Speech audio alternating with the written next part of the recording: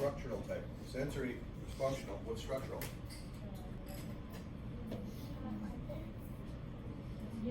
Unipolar. Unipolar. You see an R out here? That stands for a receptor. That could be a touch receptor, a pain receptor, a chemoreceptor. So this is the pathway leading in. Give me two words that are associated with the pathway leading in. Afferent Afferent. or Afferent. sensory. Afferent or sensory. Carrying signals into the central nervous system. So this is the central nervous system over here. So this is the brain or the spinal cord. Most of the diagrams we draw is the spinal cord.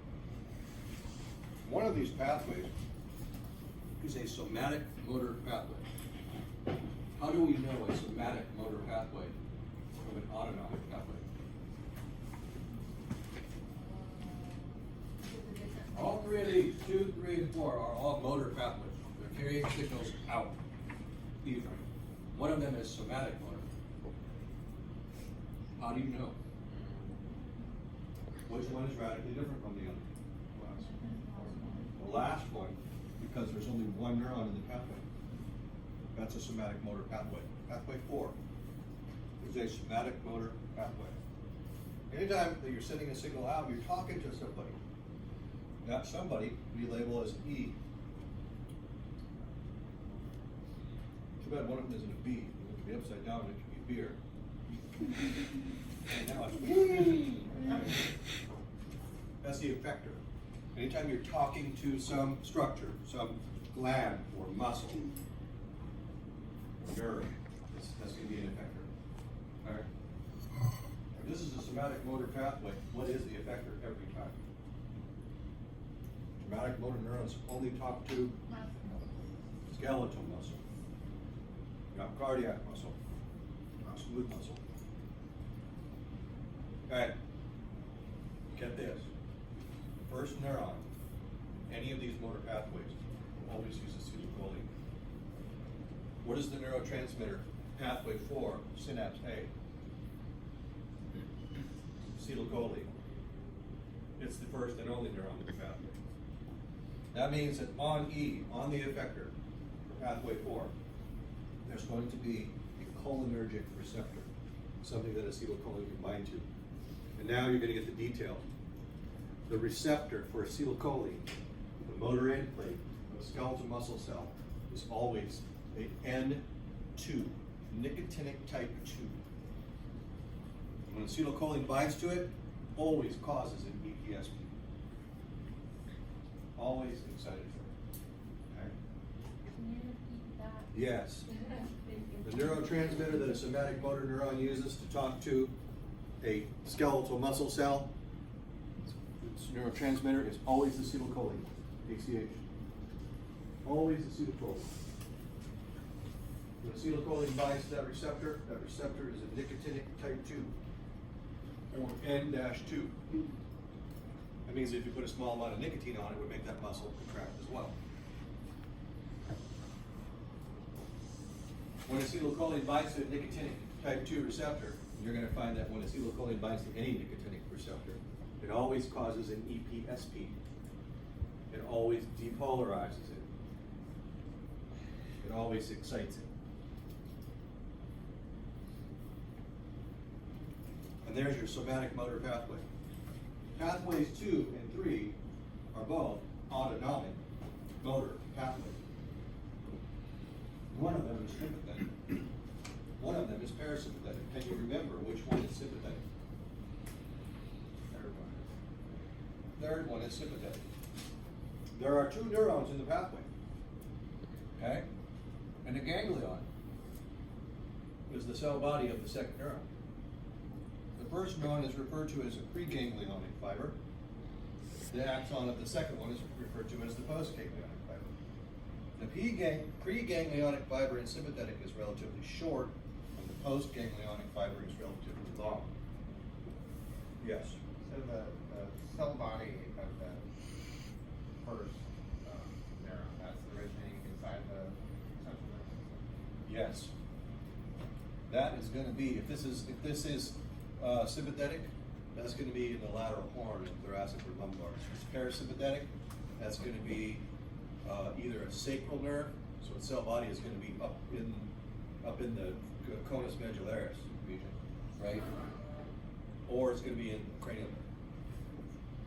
Remember that parasympathetic, about 2/3 of the output from your brain is going through the vagus. That's good. So this could be one neuron pathway into vagus. It's going to be thousands of neurons in the vagus. Some are going to be sensory, some are going to be motor. All right, so pathway 2 is parasympathetic. The ganglion there is out at the organ. It's in the wall of the organ that's being talked to. Now the first neuron does not talk to the organ, the effector. First neuron talks to the second neuron. It always does it with ACH. The receptor is a nicotinic type 1. When ACH binds to a nicotinic type 1 receptor, it's always excitatory. It doesn't tell that neuron don't do anything, it tells it go. The second neuron in the pathway, parasympathetic, is always going to use acetylcholine. The receptor on the effector is going to be a muscarinic. M1s or M2s. And here is a generalization, it isn't a rule. I don't think your textbook will probably say much about this. But the muscarinic type 1s tend to excite the organ that's being talked to. The muscarinic type 2s tend to inhibit what's being talked to. Okay? The effector here could be anything that the parasympathetic talks to. Parasympathetic talks to the heart. Does it excite or inhibit the heart? Inhibit. Parasympathetic causes NIPSP on the heart, hyperpolarizes it, makes it less excitable, slows down the heart. What if that effector was a digestive organ? Have an M1 tend to, that would be excitatory. Parasympathetic, it causes the gut to speed up, causes the heart to slow down, causes the pupil of the eye to constrict, push down, so it's causing the circular muscle to contract. Okay? Parasympathetic, rest and digest stuff. Does anything to your airway, which it would cause the airway to constrict and increase secretions, so it's easier to clean your lungs out. You're not doing this when you really need to be moving air, right? You're doing that mainly when you're asleep. Parasympathetic, rest and digest. Housekeeping. Cleaning out your lungs, digesting your food, cleaning your blood, by allowing your kidneys to do that. So at synapse A, at pathway 2, acetylcholine, nicotinic type 1s, always excitatory. Synapse B, acetylcholine, and either M1s, which are excitatory, or M2s, which are inhibitory. Many times you'll just see muscarinic and it won't say excitatory or inhibitory. Pathway 3, sympathetic. Okay? The ganglion is close to the spinal cord. What neurotransmitter is used by the preganglionic neuron to talk to the receptors of the postganglionic? That's synapse A, pathway 3. Acetylcholine. Which remember, in all these motor pathways, the first neuron always uses acetylcholine, and it's always excitatory. So, same thing here. Neuron 1 talking to neuron 2 in pathway 2, acetylcholine, nicotinic type 1 receptors, always excitatory. Neuron 1 talking to neuron 2 at synapse A on pathway 3, sympathetic. It's going to use acetylcholine to talk to receptors for that acetylcholine. They're N1s, again, they're always excitatory. Neuron 2, however, this is where it gets a little more complicated. Okay? It usually uses norepinephrine and epinephrine. There's an exception, and that's certain blood vessels and skeletal muscle. Instead of using epinephrine, norepinephrine, it's the exception. It actually uses acetylcholine. Okay. But usually it's going to be epinephrine and norepinephrine. And what kind of receptors are going to be for epinephrine and norepinephrine? Not nicotinics or muscarinics. Those are cholinergic. We need adrenergic receptors. They're going to be alphas and betas. And what receptor you find? Well, the receptor you find will determine the effect, and that effect will be appropriate for that organ in a sympathetic event. Let's say the organ is the musculature of the heart, the pacemaker of the heart. It sets the pace. What does the sympathetic do? The heart rate. Makes it go up. So it's going to be excitatory in the heart. How about digestive organs? Inhibitory, cause an IBS. What about blood vessels, where you don't need blood going when the big monster is chasing you, or you're exercising? You want them to constrict, right? You'll excite those. What about blood vessels where you need blood going when you're in an emergency or exercising? You want them to relax and dilate. So I'm going to give you some terms here. Just realize there are always exceptions. It doesn't always work. These are generalizations. That's how I learn. Alpha 1s. Alpha 1s tend to be found on blood vessels where you don't want blood to go during a sympathetic event. Where do you want to shunt blood away from? As an emergency or exercise. What? Yeah, digestive system. Kidneys. Deep in the kidneys. Little tiny arteriole leads into a ball of capillaries. That's where you filter your blood. You close that down. Filtration pretty much stops. Initially, your skin. Largest organ in your body. Shunt the blood away from it because you want to send it somewhere else. Okay? Those alpha 1s. Alpha 2s tend to be on organs that you want to slow down during a sympathetic event. Alpha 2s tend to be on organs you want to slow down. Give me an organ that you want to slow down. The organ itself, not the blood flow. What? Intestines, stomach. Right? Alpha 2s. Put epinephrine on them, they tend to slow down. There's way more alpha 1s than there are alpha 2s. So you may read somewhere that alphas tend to be excitatory. Betas tend to be inhibitory. Well, there are more alpha 1s than there are alpha 2s. So they're mostly excitatory. But on those organs where you don't need to be digesting right now, slow that down. Beta 1s. Beta 1s are on organs that you want to speed up. The one really good example is the heart. Beta 1s, excitatory. Now, in the generalizations I'm giving you, the 1s are excitatory, the 2s are inhibitory. You notice that? Alpha 1s excite blood vessels where you don't want blood, so they pitch down. Alpha 2s inhibit an organ you don't want to be working during a sympathetic event. Beta 1s speed up an organ that you want to be working harder during a sympathetic event, the heart. Finally, beta 2s, so it's not finally, but the last one really just briefly mentioned. Beta 2s tend to be on tubes that you want to dilate during a sympathetic event. Okay? A tube could be a blood vessel in the heart. You want to inhibit it so that it dilates, increase blood flow to your heart.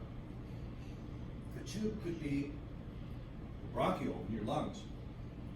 Sympathetic will cause them to relax, inhibit them. They will dilate. It will also inhibit the secretions of mucus. Sympathetic makes your airway wide and dry. It's the opposite of the parasympathetic. Finally, there are beta 3s, not so important in you, but they were when you were little, when you were a baby. Beta 3s are found in fat, which from an energy point of view are horribly inefficient. They generate virtually probably no ATP by being broken down. Instead, they generate a lot of heat. Babies don't have a lot of insulation. They do put on brown fat, and they can use that to keep themselves warm. Knowing that, also, I see 3 places here where I have a clump of neuron cell bodies located in the peripheral nervous system. What do we call a clump of neuron cell bodies located in the peripheral nervous system? Ganglion.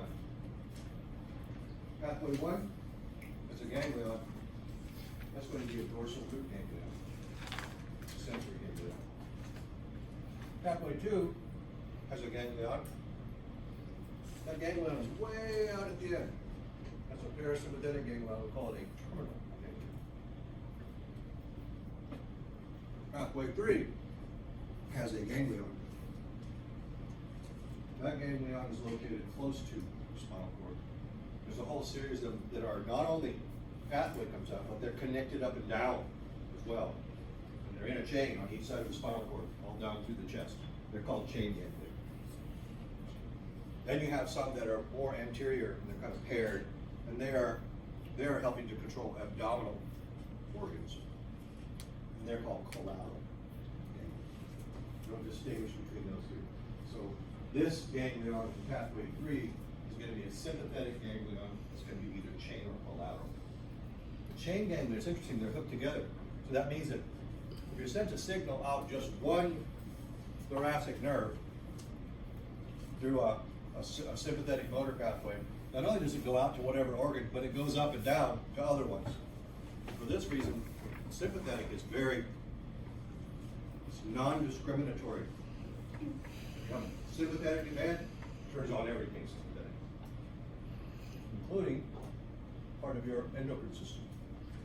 You have an interesting one here where you have relatively short neuron.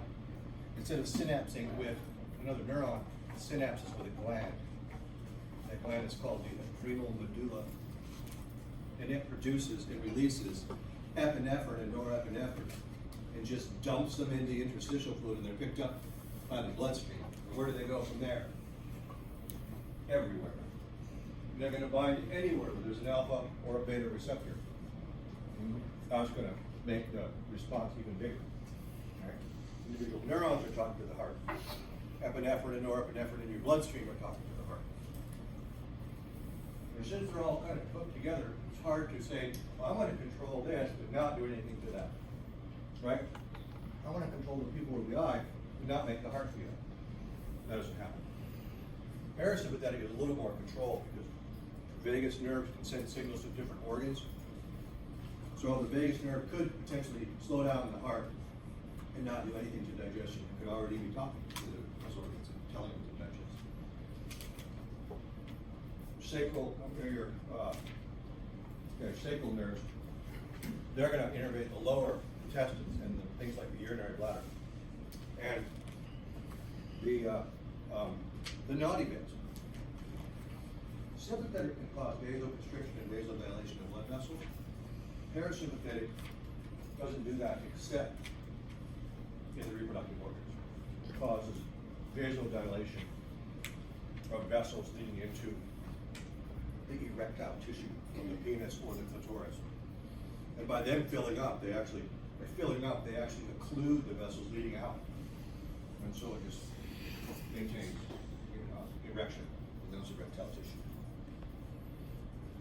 How many questions could I ask in this diagram? Did you keep track of all that stuff? You could ask an entire test on just this diagram. This is a lecture test. Yeah, that diagram, a whole bunch of pictures under it. How many pictures do you think I'd ask? How many could I fit on a page? I don't want you to be on one page with the diagram and then go to the other page with the questions. So, how big is the diagram? Pretty big. You want it to be really big, right? Yeah. You only have room for one question. No, I certainly could ask 6 or 8 questions. Fit it on one page. I don't know if I will, but I could. Right. Then we're going to do this. I'm going to find something. I don't know if I have the picture that I want. I will go to my best friend, Google.